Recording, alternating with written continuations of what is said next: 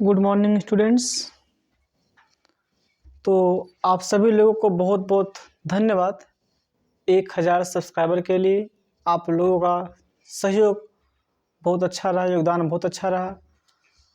आप लोगों ने हमारे यूट्यूब चैनल को 1000 सब्सक्राइबर मतलब 1K तक पहुंचाया।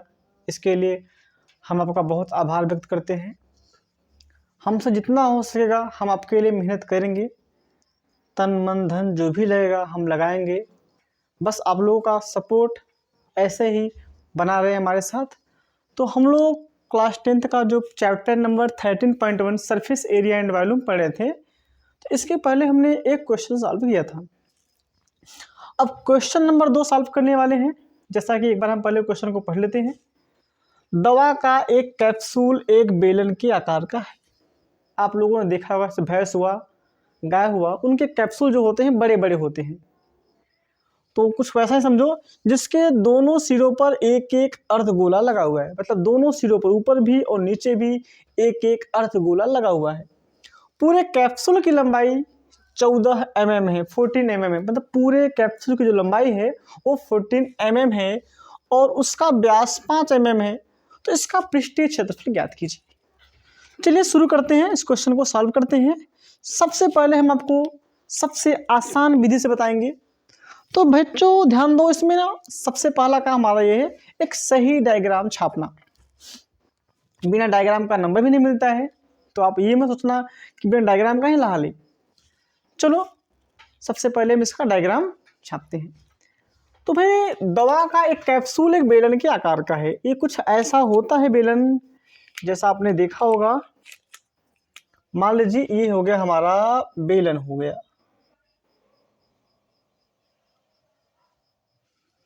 ये हो गया हमारा बेलन हो गया।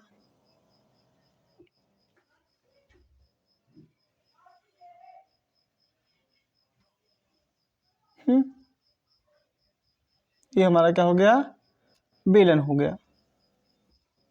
अगर हम बात करें इसको, ये कुछ इस तरह से, इस तरह से, तो ये बेलन हो गया, ठीक है ना। ये हमारा क्या हो गया, ये हमारा सुंदर सा प्यारा सा बेलन हो गया। चलिए ठीक है। अब कह रहा है कि जिसके दोनों सिरों पर एक एक अर्धगोला लगा हुआ है। मतलब मेरे कहने का मतलब ये है ना, एक अर्धगोला हमारा यहाँ से लगा हुआ है, नीचे से लगा हुआ है। एक अर्धगोला इस नीचे से लगा हुआ है और एक अर्धगोला यहाँ से लगा हुआ है, ऐसे लगा हुआ है। देख रहे ना, एक क्या है, अर्धगोला हो गया। बात समझना, ये अर्धगोला में आ जाएगा। हाँ, अर्धगोला में आ जाएगा, ध्यान देना। और इसमें बात ये है ना, ये कह रहा है कि पूरे कैप्सूल की लंबाई, मतलब अगर हम बात करें तो ये पूरे कैप्सूल की लंबाई कितना है जी, पूरे कैप्सूल की लंबाई दिया है 14 mm, 14 mm। ये बात हुआ पूरे कैप्सूल की लंबाई हो गया। मतलब ऊपर से लेके नीचे तक का पूरा 14 mm है। और कह रहा है और उसका व्यास 5 mm है। व्यास का मतलब समझ रहे ना, व्यास का मतलब यहाँ से लेके यहाँ तक, मतलब पूरा हाइट। मतलब मेरे कहने का मतलब ये हुआ कि डी का मान दिया है 5 mm। अगर व्यास 5 mm है तो त्रिज्या कितना हो जाएगा, त्रिज्या हमेशा व्यास का आधा होता है। तो डिवाइड करेंगे तो त्रिज्या हो जाएगा 2.5 mm, 2.5 mm हो जाएगा। मतलब मेरे कहने का मतलब हुआ यहाँ से लेके अगर हम यहाँ तक की बात करें, ये हमारा 2.5 होगा।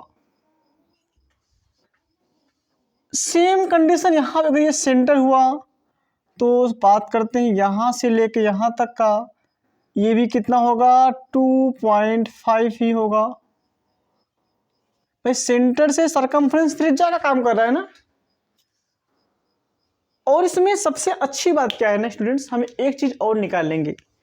जैसे अगर हमको स्पेशल, इसमें देखो ये जो बेलन है, अगर हमें उसका हाइट पता करना होगा, सिर्फ केवल सिर्फ इस बेलन का हाइट क्या होगा, तो 2.5 है, 2.5 है, 5 हो गया। अब पूरा हाइट 14 है, तो 14 में से 5 जाएगा, कितना आएगा बताओ। 9 आएगा। 9 mm। ये किसका हाइट हुआ? ये सिर्फ केवल सिर्फ ये हाइट जो हुआ 9 mm, ये कोई और नहीं है, सिर्फ बेलन का है। सिर्फ सिलेंडर का हाइट कितना हो जाएगा? 9 mm हो जाएगा। अब हमें इसका पृष्ठीय क्षेत्रफल, तो देखो भाई इसमें हमको दो चीज दिखाई दे रहा है। एक तो हमारे पास सिलेंडर है, बेलन है, और दो अर्धगोला है। भाई किताब में कहा है ना, जिसके दोनों सिरों पर एक एक अर्धगोला लगा हुआ है। एक अर्धगोला ऊपर लगा हुआ है, एक नीचे लगा हुआ है। अरे भैंस का कैप्सूल देखा होगा, कुछ ऐसा ही तो होता है।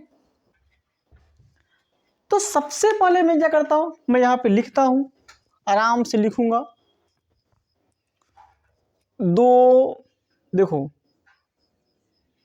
मैं यहां पे लिखता हूं, आप लोग ध्यान देना। पृष्ठ पूछा है ना, पृष्ठीय क्षेत्रफल, तो दो अर्धगोले का वक्र पृष्ठ बराबर हो जाएगा। देखो दो गोले का है तो यहाँ पे 2 हो जाएगा, और इसके बाद जो गोले का अर्धगोले का वक्रपृष्ठ होता है वो क्या होता है पता है? वो होता है 2 पाई आर स्क्वायर। ये दो क्या है? अपने पास दो अर्धगोला है तो दो बाहर कर लिया, और ये गोले का अर्धगोले का वक्रपृष्ठ होता है 2 पाई आर स्क्वायर। अर्धगोले का वक्रपृष्ठ होता है 2 पाई आर स्क्वायर। दो क्या है? क्योंकि हमारे पास दो अर्धगोला है, इसीलिए 2 से मल्टीप्लाई कर दिया।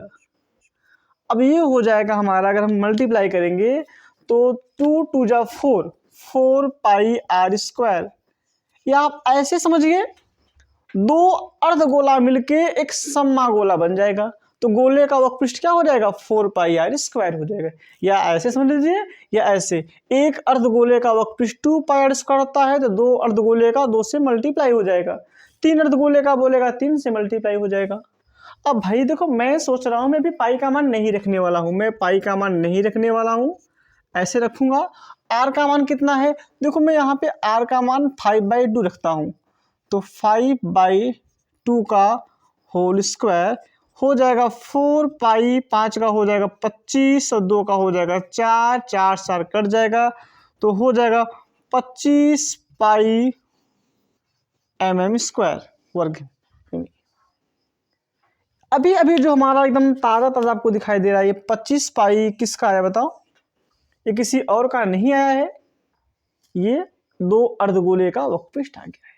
अभी भी हमारे पास एक सुंदर सा प्यारा सा बेलन है, अब उसका निकाल लेते हैं।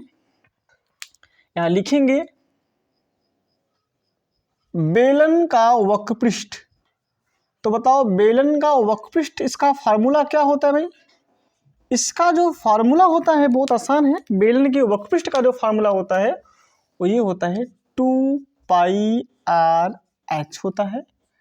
2 को लिखा, पाई को लिखा, आर का मान कितना है? आर का मान देखो, ये आर का मान बेलन के, देखो यहाँ पे जो त्रिज्या है ना, ये अर्धगोला और बेलन दोनों के लिए सेम है, तो यहाँ पे आर का मान क्या हो जाएगा? 5/2 हो जाएगा।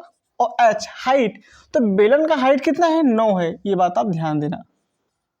2 से 2 कट जाएगा, 5 9 जा 45 mm स्क्वायर। अभी अभी जो आया है बेलन का जो वक्रपृष्ठ आया है, ये 45 पाई आया है। तो हालांकि हमसे पूछा है कि इसका पृष्ठीय क्षेत्रफल ज्ञात कीजिए, तो हम लोग यहाँ पे लिखने वाले हैं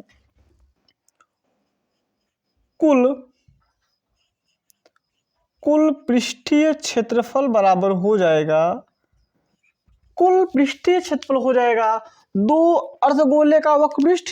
तो दो अर्धगोले का वक्रपृष्ठ कितना आया था? 25 पाई आया था, प्लस बेलन का वक्रपृष्ठ कितना आया है? 45 पाई आया है, और ये जोड़ लेंगे 5 5 10, 4 2 6 1 70 पाई हो जाएगा। पाई का मान रख देंगे 22/7, और 7 धड़ाम से 70, और 22 धड़ाम से 220, तो 220 mm स्क्वायर हो जाएगा।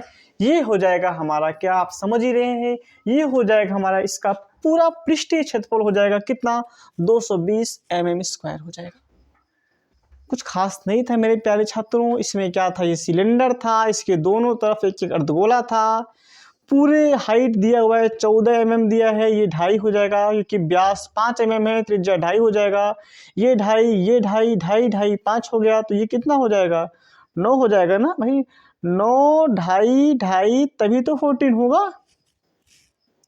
हाँ, मेरे पास इसी सवाल का एक शॉर्टकट है जिसे हम लोग कहते हैं मोट बुद्धि।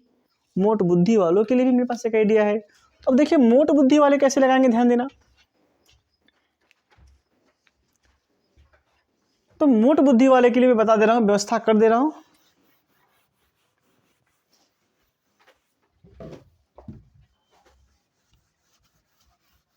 देखो जो मोट बुद्धि वाले हैं वो क्या करेंगे, ध्यान देना, एक ही बार में आ जाएगा। देखो किताब में क्या कहा है कि दवा का एक कैप्सूल एक बेलन के आकार का है। हम इसमें ये मान के चल रहे हैं कि जो कैप्सूल बना हुआ है ये पूरा का पूरा, ये पूरा का पूरा एक सिलेंडर है। क्या है, एक सिलेंडर है। हम इसको ये मान के चलेंगे, ये पूरा का पूरा एक तरह से सिलेंडर है। तो उसके लिए क्या होगा, त्रिज्या तो ये हमारा है ही है, जो हाइट हो जाएगा ना, जो हाइट हो जाएगा पूरा हम 14 लेके चलेंगे, 14 mm लेके चलेंगे। जो मेरा शॉर्टकट है, जो मेरा मोट बुद्धि करता है, सीधे रखेंगे। 2 लिखा मैंने, पाई का मान 22/7 रख दिया, आर का मान 5/2 रख दिया, और एच का मान मैंने रखा 14 रखा है। ध्यान देना, 2 से 2 कटेगा, क्या बचा, 22/7 गुणे 5 गुणे 14, 7 दूना 14, 22 पचे 110 गुणे 2, 220 mm²। ये था मेरा शॉर्टकट, ये शॉर्टकट था। देखो 220 फिर भी आया ना, लेकिन मैं तो भाई जो मैं इसके पहले विधि लगाया था, मैं उसी विधि को सबसे बेस्ट विधि मानता हूँ। फिर भी मोट बुद्धि वालों के लिए मैं विधि निकाल दिया हूँ। लेकिन ये समझने के लिए थोड़ा सा कॉमन सेंस लगाना होता है। बच्चे बोलेंगे सर इसमें तो अर्धगोले का कहीं यूज ही नहीं है। वो जो 2 अर्धगोला था ना, वो क्या बन गया, वो पूरा का पूरा बेलन बन गया है। बेलन का वक्रपृष्ठ लगा दिया, ठीक है ना, उतार लीजिए। ठीक है स्टूडेंट्स, धन्यवाद।